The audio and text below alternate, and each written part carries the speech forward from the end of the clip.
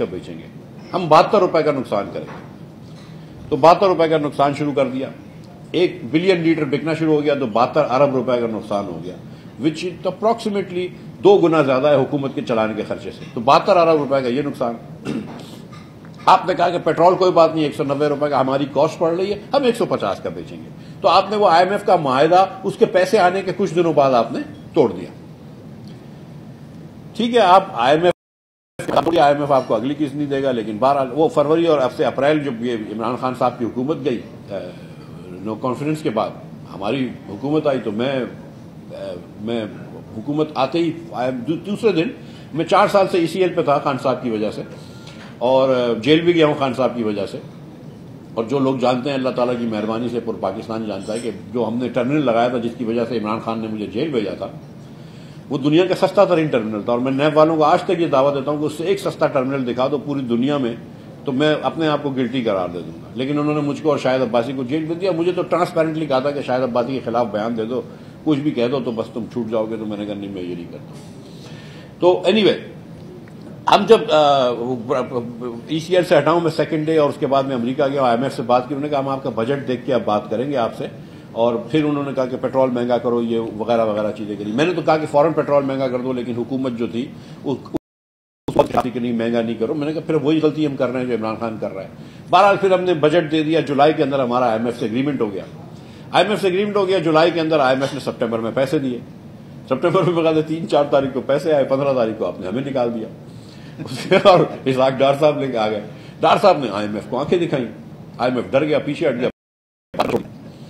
اب وہ جب ڈر کے پیچھے انہوں نے بات کرنا چھوڑ دی، پھر آپ نے سوچا کہ یار پیسے تو ختم ہو گئے ہمارے پاس، تو پھر آپ IMF کے پاس دوڑے گئے، اور اب آپ IMF سے پھر ڈیل کر رہے ہیں، کیونکہ آپ کے پاس $3 بلین ہیں اور آپ کا صرف 15 دن کا امپورٹ کور نہیں ہوتا ہے۔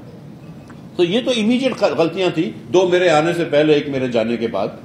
لیکن میں یہ اپنے آپ کو ذرا سا وہ کرنا چاہتا ہوں اس میں، مطلب I wanted to just show کہ میری غلطی نہیں تھی کرنٹ۔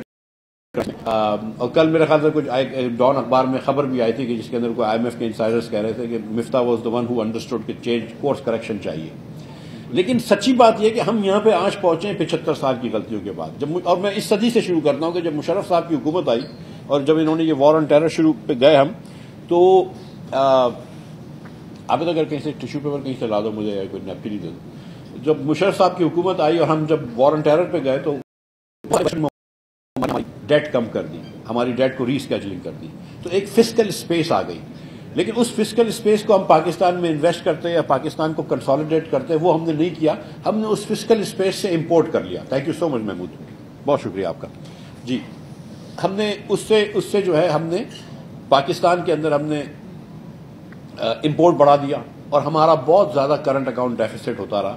اور مشرف صاحب کے آخری سال میں 8.1% ہمارا بجٹ کا، ہماری اکانومی کا جو تھا ہدف، جو اکانومی کا حجم تھا، اس کے 8% سے زیادہ، 8.1% ہمارا کرنٹ اکاؤنٹ ڈیفیسٹ تھا، جو اس پاکستان کی تاریخ کا سب سے زیادہ ہے۔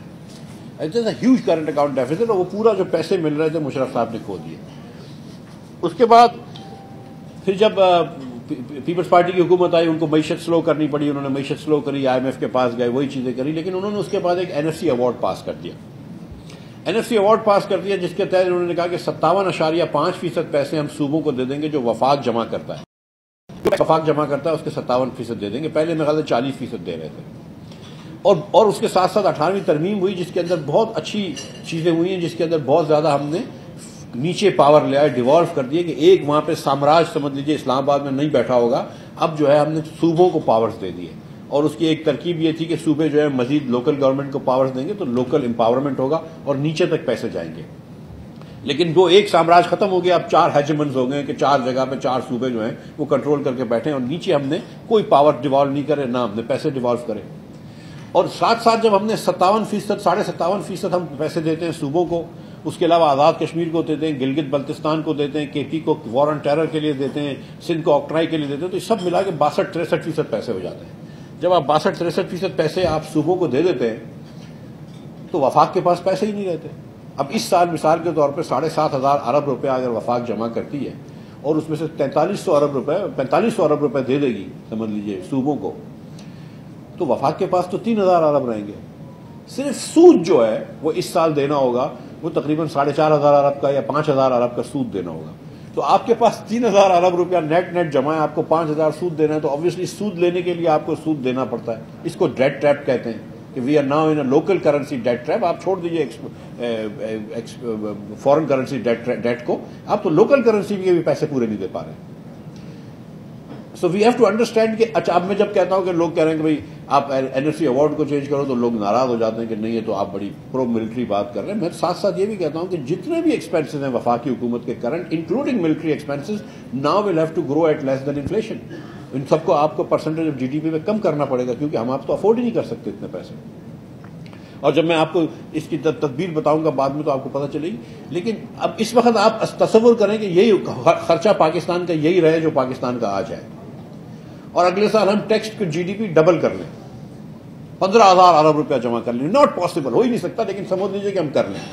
ہم اس کے بعد بھی جب 9,000 روپے صوبوں کو دیں گے اور 6,000 روپے وفاق میں رہیں گے تو پھر بھی 2,500-3,000 ارب روپے کا ڈیفیسٹ ہوگا, تو ہم پھر بھی ڈیفیسٹ میں رہیں گے. So the only way to out of this is to do an NFC award review. اور یہ نہیں کہ میں صوبوں کے پیسے کم کروں, صوبوں کو بالکل آپ دیں, آپ بولیں کہ آپ اپنے ٹیکس جمع کریں. صوبے ٹیکس جمع ہی نہیں کرتے. KP کی حکومت صرف 30 ارب روپیہ جمع کرتی ہے, بلوچستان کی حکومت اتنا بھی جمع نہیں کرتی. سندھ کی حکومت جو ہے وہ صرف کراچی سے پیسے کرتی ہے 200 ارب روپے. نہ ان کے پاس ایگریکلچر ٹیکس ہے, نہ یہ جمع کر سکتے, نہ ان کے پاس پراپرٹی ٹیکس ہے, نہ یہ جمع کرتے. کیوں؟ ٹیکس جمع کرنے سے تو آدمی گندا ہوتا ہے. کیوں گندا ہو؟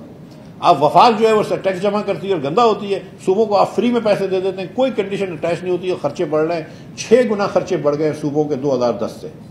500% ان کی پے رول بڑھ گیا ہے. تو کوئی پوچھے تو صحیح, 2,000 ارب روپیہ ہم سے زیادہ ہم ایجوکیشن پہ خرچ کرتے ہیں. صوبے 1,000 ارب روپیہ تعلیم پہ خرچ کرتے ہیں, 1,000 ارب روپیہ تعلیم پہ خرچ کرتے ہیں, which is twice the cost of running the federal government. اور ایوریج اور صرف 1/4 آف پاکستانی بچے اسکول جا سکتے ہیں, صرف 1/4 آف پاکستانی بچے. اور ایوریج میں جو بچہ ہے وہ سائنس بھی فیل کر رہا ہے اور میتھ بھی فیل کر رہا ہے. تو دس از ویئر اٹ از کہ آپ بیسٹ اکانومسٹ عاطف میاں کو لگا دیں, اس possibly the finest Pakistani economist Pakistan has produce, ٹھیک ہے. عاصم خواجہ کو لگا دیں, ہارورڈ میں اکانومسٹ ہے, پڑھاتا ہے کینیڈی اسکول میں. عاصم اور عاطف دونوں کو لگا دیں. کوئی اکنامک پالیسی ہماری ایسی نہیں بنا سکتے ہم لوگ کہ جس کے اندر اگر پاکستانی ایوریج بچہ میتھ اور سائنس میں فیل ہو رہا ہو کہ پاکستان آگے چلے جائے. اگر آدھا بچہ پاکستانی جو اسکول جا سکتا ہے وہ اسکول میں نہیں جا رہا ہو تو کوئی ایسی پالیسی نہیں ہے کہ جس کے تحت پاکستان معیشت میں آگے بڑھ سکے. ہو ہی نہیں سکتا. اور اس کے بعد ایک اور بات بھی بتاؤں, اور یہ اسٹیٹسٹکس میں دیتا ہوں بار بار. ابھی میں کہہ رہا تھا ادھر کہ یہ آپ لوگوں کی غلطی ہے تو لوگوں کو برا لگا, لیکن میں پھر آپ سے گزارش کرتا ہوں کہ آپ لوگ تو ایلیٹ بیٹھے ہوئے ہیں یہاں پہ اس ملک کے. آدھے تو یہاں سے میں 2 اسکولوں کے بارے میں بہت بات کرتا ہوں, کراچی گرامر اسکول سے جس سے آدھے ملک کے امیر لوگ اور پروفیشنل آتے ہیں, یا HSN کالج سے, تو جس سے آدھی ملک کی ایک کبھی کبھی آدھی سپریم کورٹ جو ہے وہ HSN کالج سے آتی ہے. ایک اسکول سے اگر آدھی سپریم کورٹ کی جسٹسز آ رہے ہیں یا آدھی کابینہ آ رہی ہے تو غلط نہیں لگ رہا آپ کو؟ اگر ایک اسکول سے پاکستان کے آدھے امیر لوگ آ رہے ہیں تو غلط نہیں لگ رہا آپ لوگ کہ باقی پاکستانی 4 لاکھ اسکول میں بچے آئے, وہ کیوں آئے پاکستان؟ سو ہم اپنی ایلیٹ پریولیجز بھی بھول جاتے ہیں. HSN کالج والوں نے مجھے خیر اگلے منڈے یا ٹیوزڈے کو بلا بھی لیا ہے اسپیچ کرنے کے لیے اسا. But the point is I consider myself part of the elite, part of the problem. لیکن اب ہم کو یہ بات کرنی ہوگی پاکستان میں کہ پاکستان ایک ایلیٹ کیپچرڈ نہیں ہے بلکہ ایلیٹ کے لیے رن سوسائٹی ہے. اور اس لیے میں آپ کو یہ اسٹیٹسٹک دیتا ہوں just to make you feel uncomfortable کہ 40% بچہ پاکستان میں 40.2% children in Pakistan are stunted. This is 2021 UNDP کی رپورٹ ہے, آپ لوگ گوگل بھی کیجیے گا اس کو. 40.2% چلڈرن ان پاکستان, 40% بچے, یعنی کہ ہر 10 میں سے 4 بچے جو ہیں پاکستان میں وہ اسٹنٹڈ ہیں. اسٹنٹڈ کیا ہوتا ہے یہ بھی میں آپ کو ڈیفینیشن دے دیتا ہوں کہ جو بچہ اپنی عمر کے حساب سے جس کا ہائٹ کم ہو, عمر کے حساب سے ہائٹ کم ہو, اس کا مطلب ہے کہ اوور دا ایئر اس کو اتنی خوراک نہیں ملی تو اس کی بیچارے کی ہائٹ ہی نہیں بڑھی, وہ مینٹلی بھی کمزور ہو جاتے ہیں. یہ 40% بچے اسٹنٹڈ ہو گئے. اس کے علاوہ 17% بچے ویسٹڈ ہیں. ویسٹڈ یہ ہوتا ہے کہ اس کی ہائٹ کے مطابق اس کا وزن نہیں ہوتا ہے.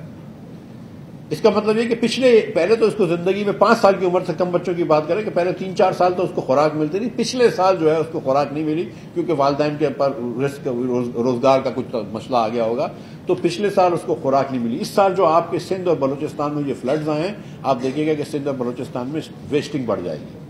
تو 40% بچہ آپ کا سٹنٹڈ ہے اور اس کے علاوہ 17% بچہ آپ کا ویسٹڈ ہے، یہ ہم 57.9% پہ آ گئے ہیں۔ اس کے علاوہ 26.8% بچہ جو ہے وہ میل نرشڈ ہے، اس کو پورا کھانا نہیں ملتا۔ 86% پاکستانی 87% پاکستانی بچے جو ہیں ان کو اتنا خوراک نہیں ملتی جتنی ان کو ملنی چاہیے، ان کو اتنا نیوٹریشن نہیں ملتا جتنا ملنا چاہیے۔ اب میں آپ کو اگلا دعویٰ کر رہا ہوں کہ جس بچے نے رات کو کھانا نہیں کھایا ہو نا، آپ دنیا کا بیسٹ ٹیچر لگا دیں، صبح اس کو آپ پڑھا نہیں سکتے۔